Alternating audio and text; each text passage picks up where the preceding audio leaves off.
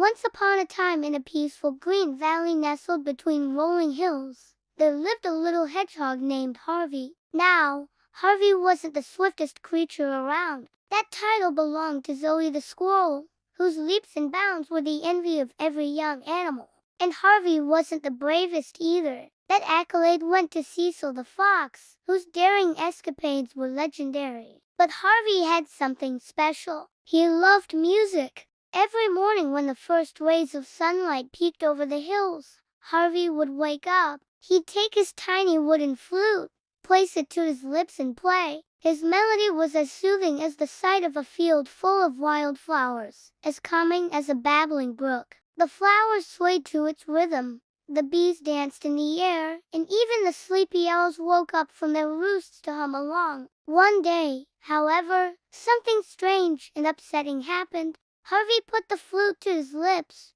took a deep breath, and no sound came out. He tried again and again, but all that emerged were strange wheezing noises. "Maybe it's broken," he whispered sadly, his heart sinking like a stone. "But it doesn't feel broken," he added, nuzzling the flute. Harvey knew this was not just a flute. It was a gift from his grandfather. It had been passed down for generations, each note etched with a piece of his family's history. He couldn't bear the thought of it being damaged. He decided he had to do something. So Harvey packed his tiny backpack, took his flute, and set off on a journey to find his lost melody. His first stop was to see Tilly the turtle, who lived by the river. Tilly was wise and patient, and she always had a kind word and a listening ear. "Maybe you dropped your melody here," she said, peeking under the lily pads. Harvey shook his head. "I don't think so. I think it's lost inside me." Tilly smiled, her eyes twinkling. "Then maybe you need to feel something new to find it again." Harvey thought about this. "Feel something new?" Tilly nodded. "Go where you've never been. Listen to new things." So Harvey continued on his journey, walking deeper into the forest than he'd ever been before. The woods were magical. Sunlight dripped through the leaves like golden honey, painting dancing patterns on the forest floor. He heard crickets chirp their cheerful songs, frogs croaking by the pond, and the wind rustling through the tall grass, whispering secrets only the trees could understand. But still, there was no sign of his lost melody. Just as Harvey was about to give up, he heard a loud thump, followed by a long ouch. Startled,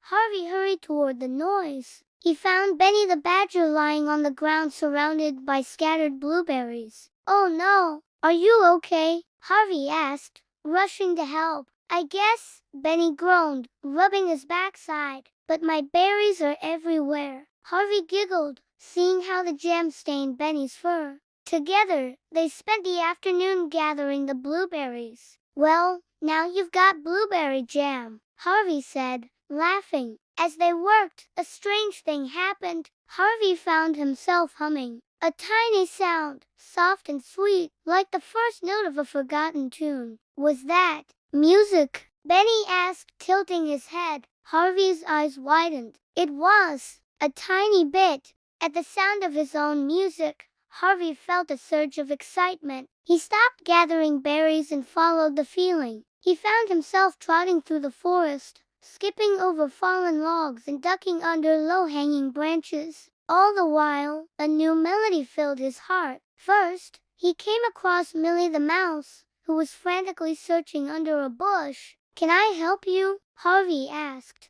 "Oh, thank goodness," Millie squeaked. "I've lost my glasses and I can't find them anywhere." Harvey looked around. "Here, let me help you look." And after a few moments, he spotted them. "Are these yours?" "They were under that leaf." Relieved, Millie put on her glasses. "Oh, thank you so much," she said. "You're very welcome," Harvey replied, feeling a warmth spread through him. And as he turned to leave, he realized he'd been humming the entire time. He continued on, drawn by the melody in his heart. Soon he came across Gus the goat, who was struggling to carry a large branch up a hill. "Need some help?" Harvey asked. Gus looked up, surprised. "Oh, yes, please. This branch is too heavy." Together, they managed to get the branch to the top of the hill where Gus's treehouse stood nestled among the clouds. "Thank you," Gus bleated, wiping his forehead with a hoof.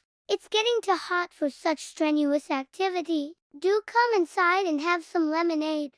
Harvey sat on a cloud, sipping the cool drink, when he noticed a group of tadpoles stuck in the mud by the edge of a nearby pond. Without hesitation, he jumped into the water. To the tadpoles' delight, he carried them one by one back to the safety of the pond. "You're very kind," one of the tadpoles said. "You're welcome," Harvey replied, feeling happy. And once again, he found himself humming a little tune. As the sun began its slow descent, casting long shadows across the land, Harvey found himself by a small pond where a chorus of frogs were singing their evening hymn. Drawn to their music, Harvey joined in, singing a silly song that made the frogs erupt in laughter. When the moon replaced the sun, painting the sky in hues of purple and orange, Harvey realized he'd spent an entire day filled with helping others and making new friends. And through it all, his melody had returned. He took his flute from his pack, closed his eyes and blew a single note. A beautiful sound filled the air, clear and warm, like a gentle breeze rustling through wheat fields. It was his melody, but it didn't sound the same. It was fuller, richer, like a tapestry woven with threads of kindness, courage, and friendship. Harvey smiled to himself. He understood now. His melody wasn't lost. It was just waiting for him to find it, waiting for him to grow. From that day on, Harvey continued to make music, but his songs were different. They weren't just pretty melodies. They were stories. They told of adventures with badger friends, daring rescues of mice in need, and even of silly froggy dances under the moonlight. The valley echoed with his music, and all who heard it, young and old, felt a piece of their own story in its notes. Harvey might not have been the fastest or the bravest, but he taught everyone a valuable lesson. Sometimes what we think we've lost isn't gone. It's just waiting for us to open our hearts and help those in need. In doing so, we find ourselves in our music, stronger and richer than ever before. And that, dear listeners, is the story of Harvey the Hedgehog, the music that touched the hearts of an entire valley. Until next time, remember, the greatest music is often found when we least expect it, and the quietest voices can change the world.